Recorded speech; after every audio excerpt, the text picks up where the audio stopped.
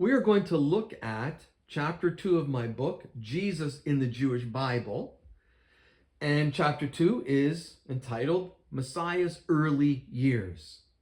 We looked at chapter 1, Isaiah 52 and 53, and I showed you that in the Tanakh, Isaiah prophesies the Messiah, and all those messianic prophecies are fulfilled in the New Testament, talking about Jesus.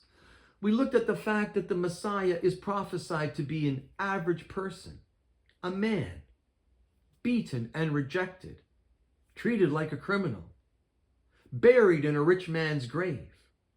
He suffered for our sins, and he died for our sins. And he had many descendants, those who believe in him. We're now going to look at the Messiah's early years. The Messiah is prophesied to be a descendant of David. Jeremiah gave the below prophecy around the year 700 BC. See, a time is coming, declares the Lord, when I will raise up a true branch of David's line. He shall reign as king and prosper, and he shall do what is just and right in the land.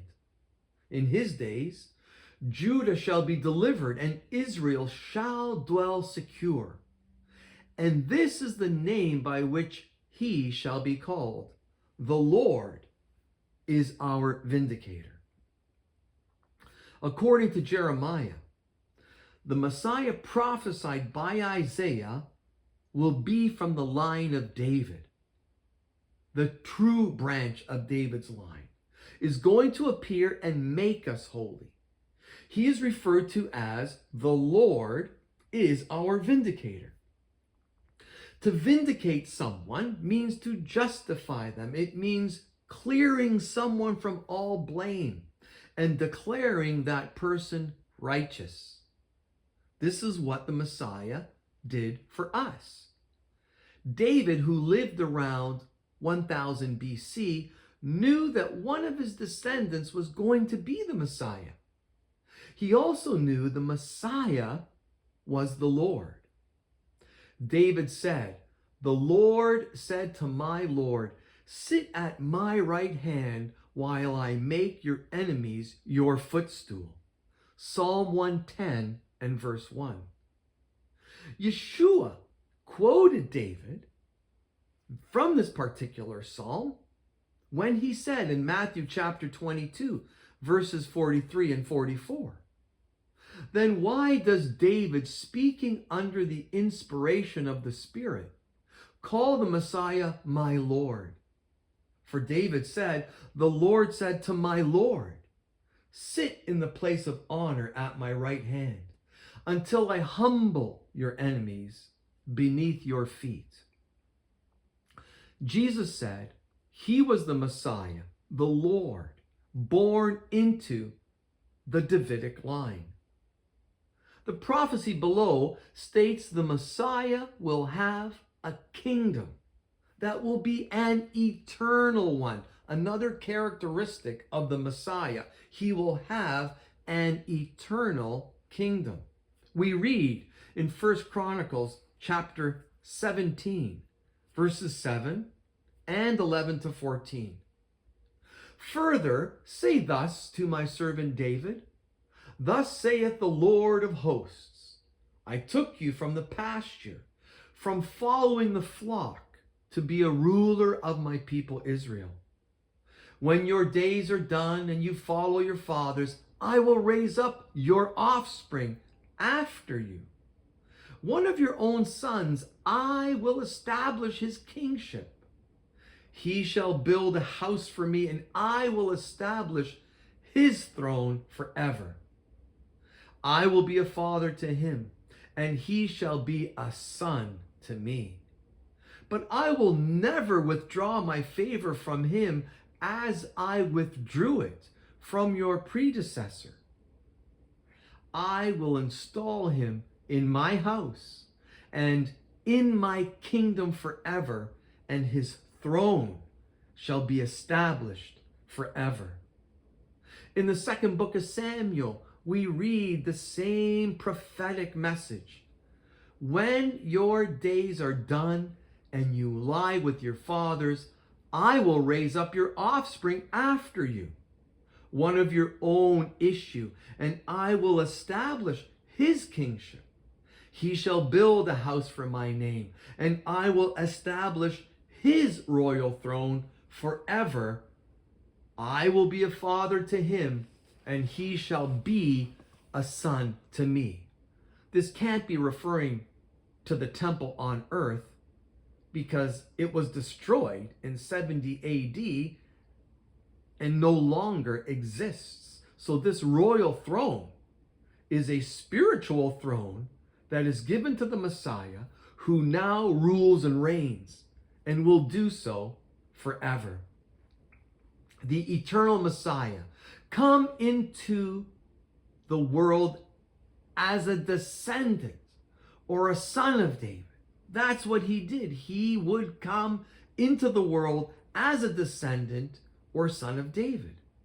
People were expecting a son of David to be the Messiah.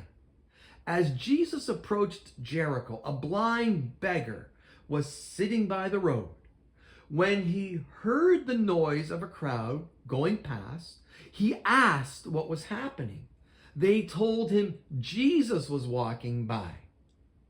The beggar shouted, "Jesus, Son of David, have mercy on me."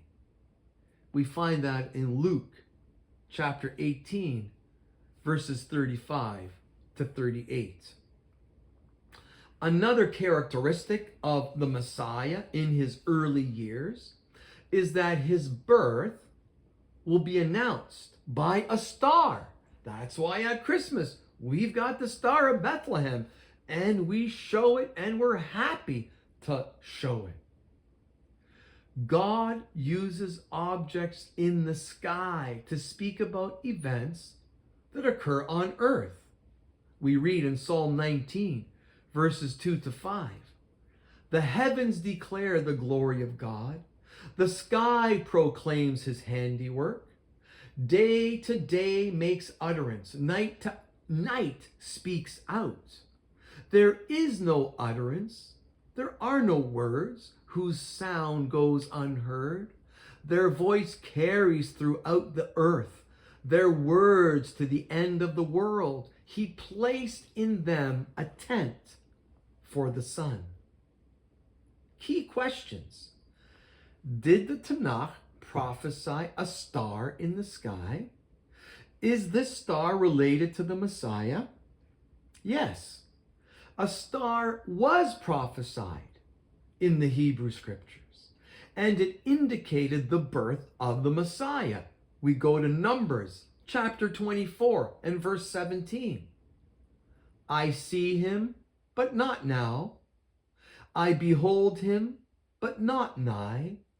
There shall step forth a star out of Jacob, and a scepter shall rise out of Israel.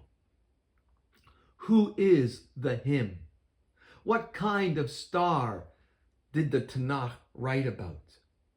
We read about a star in the sky when Jesus was born. We read in Matthew chapter 2 and verse 2.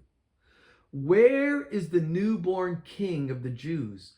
We saw his star as it rose, and we have come to worship him.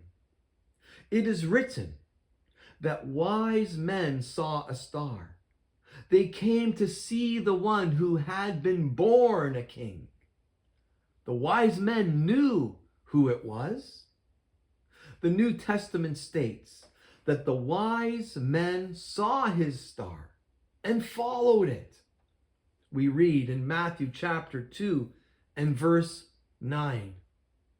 After listening to the king, they went their way, and behold, the star they had seen in the east went on before them, until it came to rest over the place where the child was. Matthew chapter 2 and verse 9. Key questions. How did the star guide them? Was this star a single object?